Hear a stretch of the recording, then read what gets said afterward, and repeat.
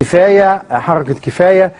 عندك شعور ان التصويت هنا طائفي، يعني ينطلق من مخاوف المسيحيين؟ ما هو طائفي حينما ينطلق من مخاوف طائفه، اذا فهو طائفي. يعني هل تعتقد ان الذين سيصوتون للفريق احمد شفيق ربما يضحون بالثوره كما يقول البعض من اجل مخاوف طائفيه ومن اجل الطائفيه؟ اولا انا عايز اوضح بس نقطه اتقالت حوالين فكره ان هناك مرشح بعينه هو اللي بيدافع عن الدوله المدنيه، اللي هو سياده الفريق احمد شفيق. يعني انا عايز اقول على حاجه، هو اضطرار الاقباط دلوقتي في الاعاده او مجموعه من الاقباط للتصويت للدكتور محمد مرسي جاء لسببين رئيسيين. السبب الاولاني هو الدفاع عن الدوله المدنيه. لا، للفريق احمد شفيق تقصد؟ للدكتور محمد مرسي. الدوله المدنيه عند محمد مرسي؟ لان اكمل كلامي بعد اذن حضرتك. اتفضل. اولا لان الدوله المدنيه ليس عكسها الدوله الدينيه، وانما عكسها الدوله العسكريه وليس الدوله المدنيه. يعني انت عايز تقول الذين سيصوتون للدكتور محمد مرسي هم أيوة. هم الاكثر حماسا للدوله المدنيه، مش اللي هيصوتوا للفريق. لان الدوله الدينيه لان اللي هيصوت الفريق احمد شفيق شايفه بيعيد الدوله العسكريه. لان بالمناسبه لان عكس الدوله الدينيه ليست الدوله المدنيه، وانما عكسها اما دوله العلمانيه الجزئيه او العلمانيه الشامله. العلمانيه الجزئيه هي بتفصل الدين عن الدوله في حدود، العلمانيه الشامله بتفصل مجمل القيم الدينيه والاخلاقيه عن حياه الانسان، ودي بيرفضها المسلمين والمسيحيين. نحن مع دوله العلمانيه الجزئيه اللي المفروض ان الدكتور محمد مرسي يراعيها. ده بالنسبه للدوله المدنيه. بالنسبه ايضا رفضنا الشامل والكامل للفريق احمد شفيق هو دفاعا عن القضيه الوطنيه. كلمة قضية مكونة من 3 أركان: مشكلة وحل وعمل. عندنا مشكلة كان وجود نظام سياسي مستبد وفاسد وبيحصل على شرعيته من البيت الأبيض في أمريكا. الحل الثورة على هذا النظام. العمل هو إقصاء سياسات وأشخاص هذا النظام. ارجعنا اي شخص ايا كان لانتمائه كان للنظام القديم لا يضرب فقط الحل ولا يضرب العمل، وانما يرجعنا لاصل المشكله اللي هي وجود نظام سياسي مستبد وفاسد. فما بالك بوجود شخص تجسدت فيه هذه المعاني عندما رأس وزراء مصر او رأس السلطه التنفيذيه في عصر موقعة الجمل التي راح ضحيتها 14 مواطن.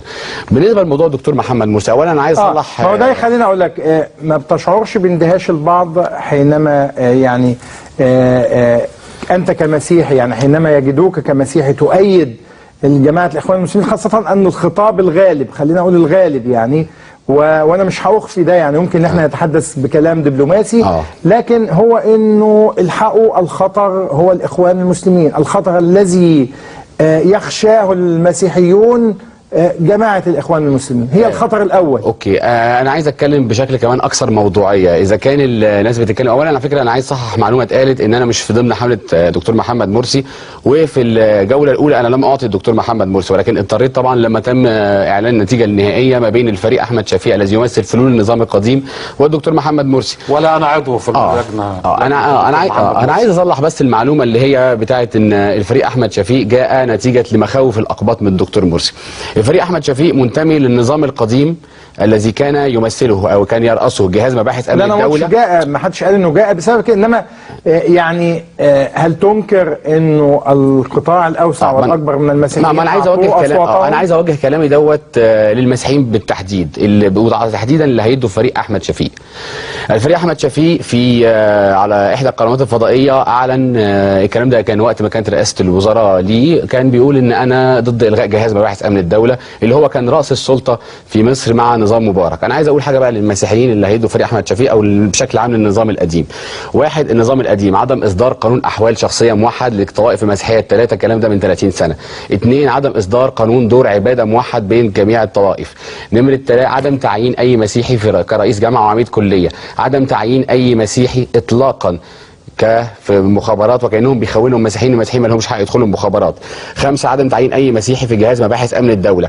6، ودي الاهم، 28 حادث طائفي بين قوسين، اعتداءات طائفيه على المسيحيين، اغلبها كانت حوادث من جهاز امن الدوله كان بيتعمد ان هو يرتكبها قبل اي انتخابات برلمانيه او اي انتخابات رئاسيه علشان يلوي دراع البابا شنودة ربنا يريح روحه في ان هو لابد انه يجبر دايما على تصويت للنظام القديم. وبالتالي فانا عايز اقول للاقباط، اذا كنتوا هتنتخبوا فريق احمد شفيق انتوا هتنتخبوا النموذج الاخر اللي كان بيعمل نفس عمليه الانتهاكات اللي هي كانت جزء من عمليه انتهاكات نظام مصري كامل انتهى بالاخر بالثوره على